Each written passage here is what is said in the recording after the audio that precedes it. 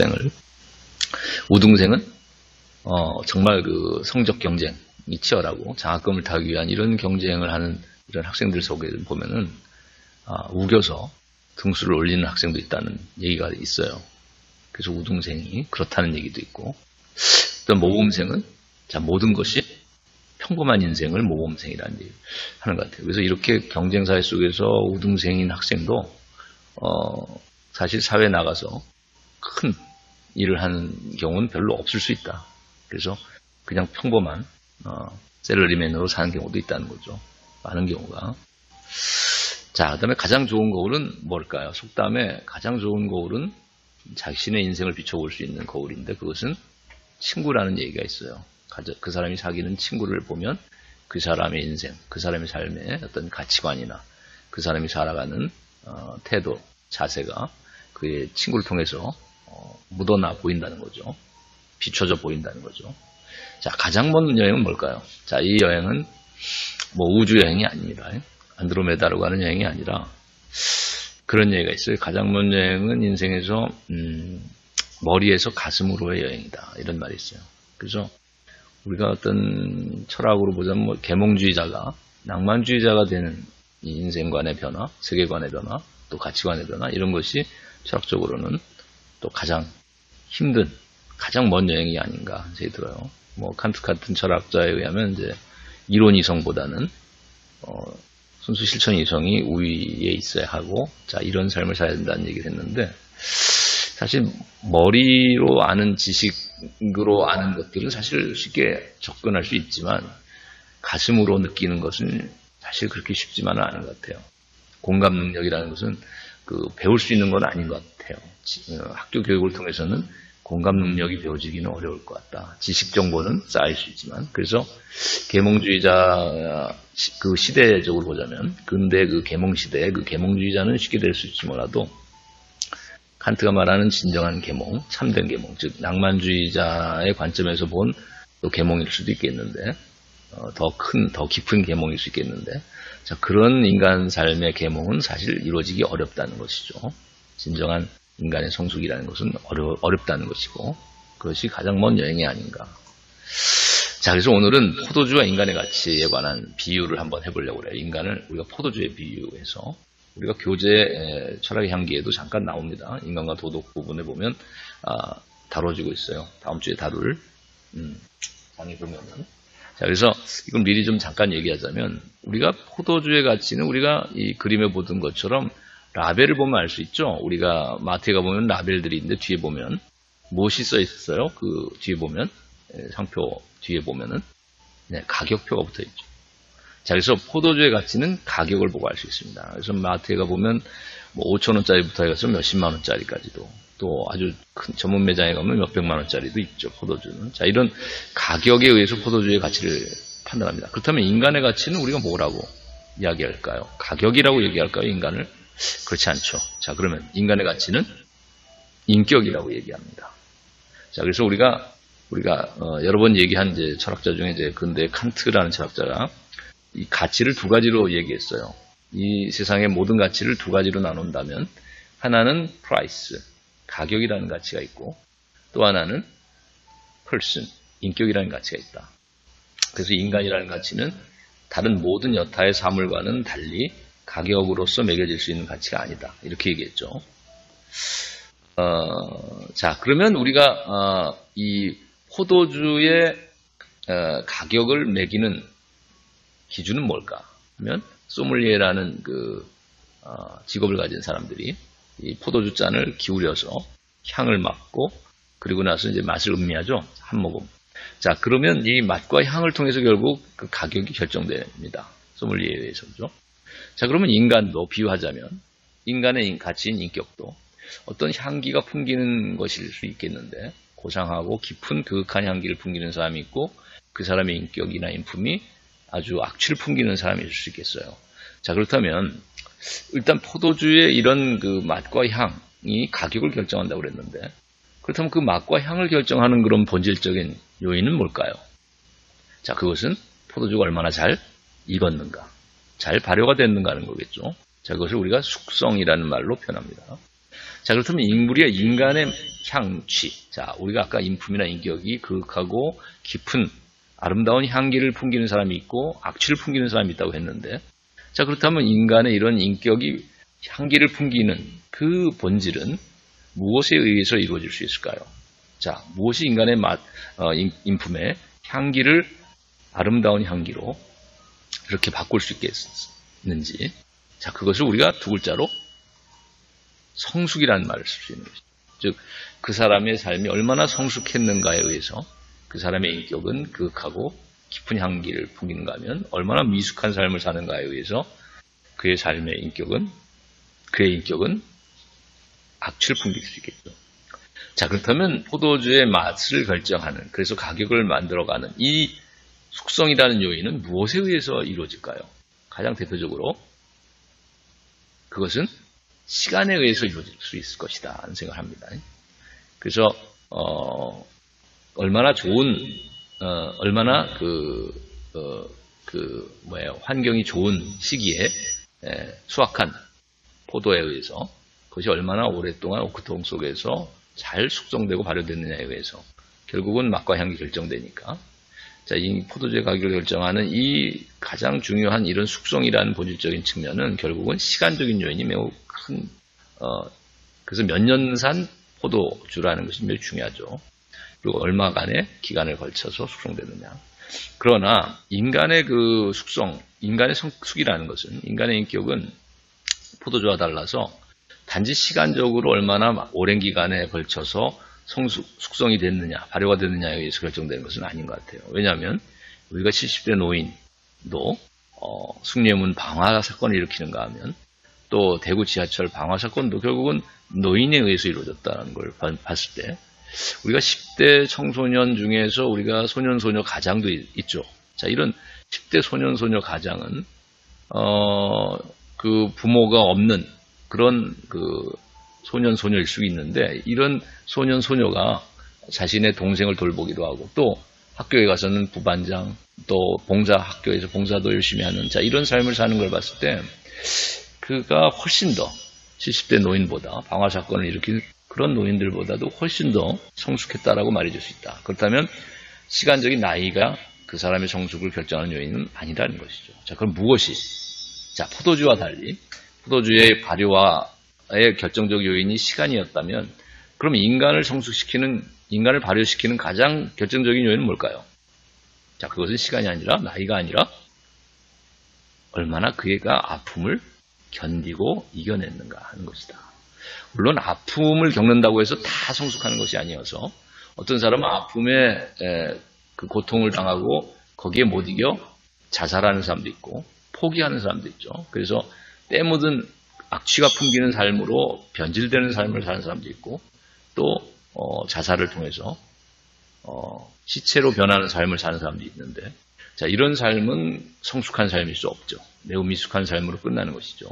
그러니까 아픔을 겪고 고통을 겪는다고 해서 다 성숙하는 것이 아니라, 그 아픔에 지고 그 아픔 때문에 자살하고 끝나는 것이 아니라, 그 아픔을 견디면서 그것을 극복해 나가는 사람, 그것이 그의 삶을 성숙하게 만드는 것이죠. 아까 소년 소녀 가정의 예를 들면, 부모가 돌아가셨어도 거기에 그 아픔과 고통이 심각할 텐데, 사회적인 또 무시당하는 것, 또 가난, 이런 것들이 얼마나 그를 고통스럽게 했을 텐데도 거기에 자살하거나 거기에 못 이겨서 비행 청소년으로 변질되거나 또 도둑질을 하는 삶을 산다든가, 자, 이런 삶으로 그가 그 악취를 풍기는 그런 미숙한 삶으로 변하는 것이 아니라, 그 아픔을 견디면서 학교 나가서는 봉사도 하고 부반장을 하고 반장을 하고, 또 집에 와서는 자기 동생을 돌보는, 자, 부모 대신 그 역할까지 해나가는, 자, 이런 소년 소녀의 모습을 봤을 때, 그 가장의 모습을 봤을 때는 그는 아픔을 견디고 떳떳하게 견디고 정직한 모습 속에서 그걸 견뎌 이겨내는 극복의 모습을 보여준다. 그 아픔을 극복했을 때 그는 한 단계 업그레이드된 삶을 사는 것이고 성숙한 삶을 살게 된 것이다. 자, 이 말은 결국 견뎌냄을 통해서 그의 삶이 더욱 더 높은 차원으로 업그레이드되고 고양되었다, 이렇게 얘기할 수 있겠죠. 그것이 인간을 성숙시키는 하나의 비결이다. 그래서 이것은 실존 철학자 하이데거의 표현인 것이죠. 그러니까 극복이란 말을 하이데거는 어떻게 정의 내렸냐면 인내, 견뎌냄을 통해서 더 높은 차원으로 도약하는 것, 고양되는 것. 자, 그것이 극복이다. 이제 하이데거는 얘기했고, 우리가 독일 낭만주의 시대의 철학자인, 변증법 철학자인 이제 헤겔 같은 철학자는 이걸 극복이라는 말을 지양이라는 두 글자로도 표현했는데, 그 지양이라는 말은 자신의 변증법의 원리를 간단하게 표현한 한 단어가 지양이라고 얘기하는 것이죠. 그 변증법에는 이제 세 가지 계기가 들어있는데, 하나는, 지양에는 그래서 세 가지 계기가 들었다고 하죠. 하나는, 보존, 긍정의 계기로서의 보존, 그리고 또 하나는 부정의 계기로서의 폐기, 그리고 세 번째는 더 높은 차원으로 고양. 이 세 가지를 다 담고 있는 것이 변증법에서 말하는 지양이라는 말이라는 거예요. 그래서 헤겔은 아픔의 극복을 지양 이렇게 표현했는데, 아픔을 지양한다 이렇게 표현했는데, 그 지양이라는 말은 결국 변증법적으로 부정적인 계기를 부정함을 통해서 오히려 더 큰 긍정, 더 높은 긍정으로서 고양을 이루는, 자, 이런 그 삶의 모습을 헤겔은 지양이라는 한 단어로 표현했다. 그래서 폐기, 보존, 고양이라는 이 세 가지, 긍정과 부정과 긍정의 또 더 큰 긍정으로서의 고양이라는, 자, 이 세 가지가 헤겔 변증법의 원리인데, 하이데거는 이제 이것을 견뎌냄을 통한 고양이라는 의미로 인간 본래적인 실존의 모습을 거기서 포착하려고 했던 것 같아요. 우리가 오늘은 아름다움이란 무엇인가 한번 생각해 보려고 해요. 아까 그 아픔을 극복한 그런 삶은 어떤 삶이겠는가? 우리가 이 아름다운 꽃을 피우는 또 이 자연을 보았을 때, 아픔을 견딘 이 모습을 또 보여주는 것이다. 우리가 비바람과 천둥 번개와 겨울의 모진 그 환경을 견뎌내고, 가뭄도 견뎌내고, 저 아름다운 꽃을 피우는 한 송이의 장미나 한 송이의 국화를 봤을 때, 우리가 또 오른쪽에 보면은 노인이 나오고, 우리가 어버이날이 얼마 전이었는데, 자, 우리가 그 딸이 예를 들면 꽃다발을 어버이날에 이제 이 자신의 어머니에게 전달했다고 하는 것을 우리가 한번 상상해 본다면, 자, 우리가 사고 실험을 해보자면, 자, 예를 들면 이 노인분은 암투병을 한 끝에 결국 그 암을 견디고 극복해서 이제 퇴원을 한 모습이다. 이렇게 생각해 봅시다. 자, 그렇다면 이러한 모습이야말로 정말 아름다운 모습인데, 자, 이것은 진주 조개가 자신의 그 피부, 연한 살이죠. 그 연한 살 안에 박힌 유리 조각이나 또 아주 따가운 그 작은 돌멩이 같은 날카로운 돌멩이 조각이 박혀 있을 때 자신의 분비물을 계속 분비하면서 결국은 영롱한 저런 보석으로 진주로 변화시키는, 자, 이런 예술 작품과 같은 이 활동을 하는, 자, 이 진주조개의 이런 그 진주를 만들어내는 이 과정은 그의 삶이야말로 정말 아름다운 삶인데, 자, 이것은 우리가 아까 암투병을 견디고 태어난 저 노인의 모습하고도 어떤 비유가 될 수 있는, 유사점이 있는 그런 측면이 있다는 거죠. 또 아까 비바람을 견디고 천둥 번개와 가뭄과 모든 그 환경의 어려움을 견디면서 아름다운 꽃을 피운 한 송이의 식물의 그 장미꽃의 그 아름다움과도 견줄 수 있는 것이 아닌가. 자, 그래서 우리가 또 이 노이슈반슈타인 성이라는 이제 성입니다. 이것은 디즈니의 그 디즈니랜드를 만들게 된 그 영감을 준 그 계기가 된 독일의 그 퀴센이라는 도시에 있는 성입니다. 전 계곡 꼭대기에 있어요. 그래서 저도 한 몇 번은 가봤는데, 이 뮌헨에서 한 1시간 이상을 가야 되죠. 기차를 타고.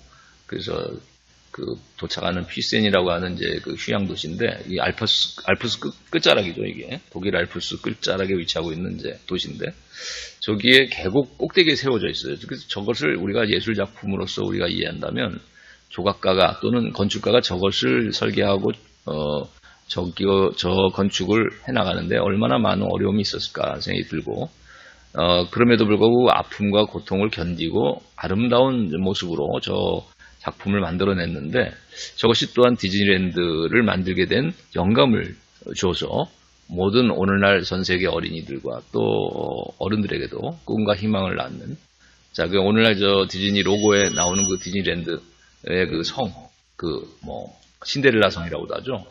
별이 이렇게 한 바퀴 도는 그 로고에 나오는 그 성을 디즈니랜드에 현재 있는 그 성의 모델이 된 것이 바로 이 노이슈반슈타인 성이다. 그래서 이 작품도 고통을 견딘 조각가나 건축가의 그 아픔을 견디고 만들어낸 걸작이라고 볼 수 있겠죠. 자, 그래서 우리가 아름다움이라는 말은 그 자연의 아름다움이든 인간의 아름다움이든 인공물의 아름다움이든 결국 아름답다라는 말은 이제 어떤 의미를 갖는가 했을 때 우리말 아름답다의 어원을 먼저 조사해 보니까 우리가 문법적으로 알다에서 왔다는 사람이 있어요. 그것은 우리가 알다가 알음이라는 추상명사를 만들 수 있죠. 그 다음에 또 알음에서 암이라는 한 단어, 알이라는 명사가 나오죠. 그 지식을 의미하는 또는 어떤 알을 의미하는. 자, 그래서 이 알다, 아름, 암 이런 말에서 아름답다라는 말이 올 수 있겠다. 어원적으로 문법적으로는 뭐 유사한 그림들이 있죠. 그 다음에 이제 안다, 이건 끌어안다는 의미합니다. 포옹한다. 자, 그래서 뭘 끌어안는다라는 의미에서 아름답다가 왔다는 이런 문법적인 의미도 가능한데, 문법적인 그 해석도. 왜냐하면, 우리가 아름드리라는 말이 있죠. 또, 한아름, 이런 말이 있죠. 크게 한아름. 자, 이렇게 아름답다라는 말은 끌어안는다라는 의미의 그 포옹을 의미하는 안다라는 말에서 아름 또는 한아름 이런 말을 통해서 아름답다는 말이 왔다는 이제 해석이 가능할 수 있다는 거예요. 그런데 우리가 마지막으로 알타라는 의미에서 왔다는 사람도 있는데 이것은 시인의 해석입니다. 앞에 두 개는 문법적인 해석이 가능한데 국어학자들의 해석도 가능하지만 세 번째는 이제 그냥 시인의 해석인데, 근데 나는 그 철학적으로 보자면 이 세 번째 시인의 해석이 매우 의미가 깊은 해석일 수 있겠다. 그리고 앞에 두 가지 의미를 다 포괄할 수 있는 의미가 될 수 있겠다. 왜냐하면 우리가 아까 노인의 이 아픔을 견디고 병투병을 하고 이제 그 극복해서 완치한 후에 저 모습을 우리 보고 우리가 아름답다라고 얘기했는데, 또는 진주조개가 고통을 견디고 아름다운 저 진주를 만들어낸 저 예술 작품과 같은 삶을 우리가 아름답다고 얘기했는데, 또 건축가의 저 고통을 견디고 만든 저 절벽 위에 세워진 저 성의 모습을 우리가 아름답다고 얘기했는데, 자, 이런 것들은 다 고통을 극복하고 아픔을 이겨낸 자, 이런 그 삶의 모습을 형상화했다고 볼 수 있단 말이죠. 그래서 우리가 앓고 난 후에 인간은 아름다운 삶을 산다라고 말할 수 있는데, 아픔을 극복하는 모습이, 그걸 통해서 첫 번째 알다라는 의미가 어디서 나올 수 있냐면, 어떻게 나올 수 있냐면, 우리가 아픔을 극복한 저런 사람들은 자신의 아픔의 의미를 이해할 수 있게 되고, 깊이 또 다른 사람의 앓음을 동정상련을 통해서 잘 이해할 수 있게 되는 것이죠. 그래서 삶의 어떤 깊은 진실을, 내면의 진실을 깨닫게 되는 것이죠. 그래서 이 앓음의 의미는 아름답다 여원이 된다라고 할 수 있는 이 알다, 앓음의 의미는 우리가 과학적인 정보나 지식에 관한 앓음은 아닌 것이죠. 오히려 내면의 어떤 체험을 통해서, 아픔을 체험하고 그것을 극복하는 체험을 통해서 깨닫게 된 지혜를 말한다고 볼 수 있을 것 같아요. 철학적인 지혜를 의미하는 앓음이고, 두 번째 안다라는, 끌어안다는 것도 우리가 이런 그 아픔을 극복한 사람들은 자신과 같은 아픔을 겪는 사람들, 또 자신과 유사하거나 다른 아픔을 겪는 사람들을 끌어안을 수 있게 된다. 그들을 포용할 수 있고, 포옹할 수 있고, 그들과 아픔을 나눌 수 있다는 것이죠. 자신의 아픔을 함께.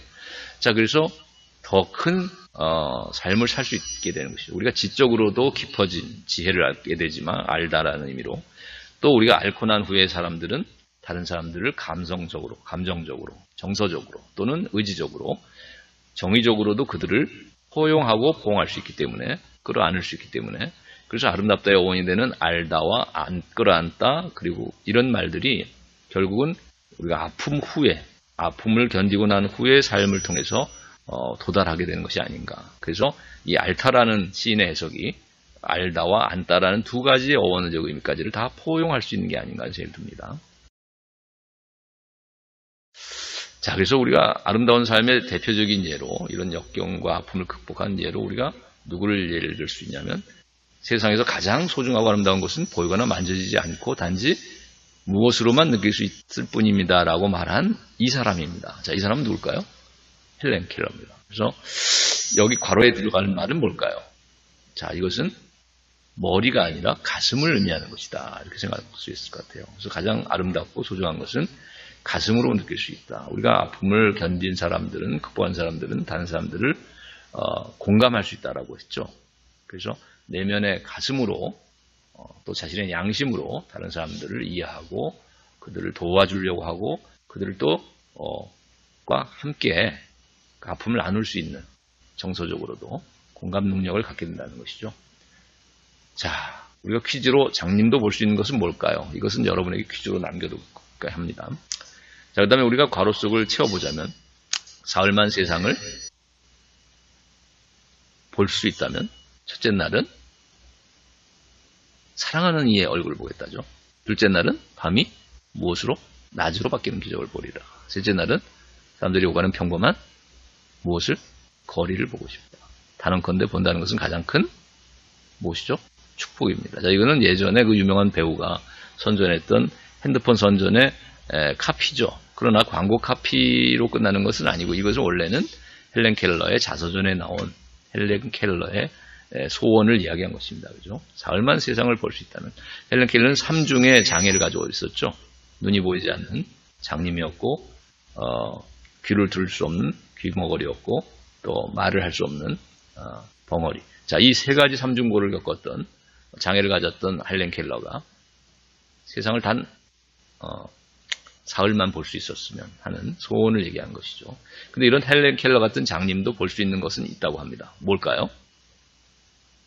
네, 그의 꿈과 희망인 것이죠. 꿈속을 그도 꿈을 꿀 수 있는 것이고 장님도 꿈을 꾼다는 거죠. 우리만 꿈을 꾸는 것은 아니고 우리의 현실을 보진 못하지만 장님도 꿈속의 세계는 훨씬 더 우리보다 잘 볼 수 있다. 자, 우리가 두 번째 큰 주제로 넘어가기 전에 쌤과 치히로의 행방불명이라는 것과 관련된 이번 과제를 내기 전에 어떤 한 학생이 이런 얘기를 한 적이 있어요. 그 지난주 과제가 너무 어렵다. 철학상담의 방법을 자신의 삶이나 영화에 적용시키는 것이 자기는 이해가 안 되고 어렵다라는 얘기를 했어요. 그래서 오늘 잠깐 철학상담의 배경과 또 그 정의 그리고 그 방법에 대해서 잠깐 다시 한번 돌아보는 시간을 가지려고 합니다. 그 학생을 위해서도 그렇고 우선 철학상담이 왜 생겨났는가를 생각해 본다면 기술시대 속에서 인간 문제인 것이죠. 그래서 정체성의 문제가 오늘날 대두되게 된 것이죠. 그래서 우리가 복제인간이라든지 또 인공지능 로봇이 발달하는 이런 생명공학이나 기계공학이 발달한 이 시대, 정보공학이 발달한 시대, 오히려 인간의 정체성은 무엇인가에 대한 질문을 하게 만드는 시대가 됐다. 또 이런 기계가 발달하고 기술이 발달할수록 마음의 병은 깊어지고 많은 다양한 부작용들을 낳고 있죠. 사이코패스라든지. 자, 그래서 우리가 이런 것들이 배경이 돼서 인간의 정체성, 또 인간 마음의 병의 문제가 결국 인간이란 무엇인가를 성찰하게 만들고 철학적인 논의, 철학적인 대화와 성찰을 하도록 만드는 것이죠. 자, 그 다음에 두 번째는 과학의 마음 연구의 어떤 한계점 때문이다. 그래서 오늘날 야스퍼스나 프랑클 같은 이제 그 철학 상담의 대가들은 철학자들은 이 사람들은 원래는 과학자였다는 거예요. 그래서 그것도 인간의 마음을 연구하는 과학자였다는 것이죠. 그래서 야스퍼스도 독일의 정신분석을 전공했던 정신과 의사여서 철학책을 쓰기 전에는 정신병리학이라는 책을 쓰는 사람이고 또 그걸 강의하고 또 직접 실천에 옮겨서 임상적으로도 사람들을 상담하고 치료했던 정신과 의사였습니다. 야스퍼스가 정신병리학을 썼던. 또 프랑클도 바로 정신분석을 전공했던 오스트리아 비엔나에서 개업을 한 정신과 의사였죠. 자, 이런 사람들은 공통적으로 과학, 첨단의 과학, 그리고 과학에서도 우리가 정점에 위치하고 있다고 하는 꽃이라고 하는 의학을 전공한 사람들이고 그것도 정신의학을 전공했던 사람들이죠. 그래서 인간의 심리, 마음을 연구하는 심리학이나 인간을 자연과학적으로 이해하려고 하는 의학. 자, 이런 것들을 충분히 이해하고 또 전공을 했던 그런 그 과학자였는데 야스퍼스와 프랑클은 실존 철학자가 된 것이죠. 실존 철학을 받아들여서 또 실존 철학을 개척해 나가면서 자신의 상담에 적용하고 인간의 마음의 연구에 이런 실존 철학을 적용해서 인간의 마음을 깊이 성찰해 보려고 했던 자 이런 사람들이다. 그래서 우리가 과학이 인간 마음을 연구하는데 인간의 마음 속을 10개를 물속을 잴 수 있는 과학이 다루는 데는 어떤 한계가 있다는 것이죠. 방법적으로도 또 내용적으로도. 자, 이런 것이 철학을 공부하고 철학을 연구하도록 하는 배경이 됐다. 그 다음에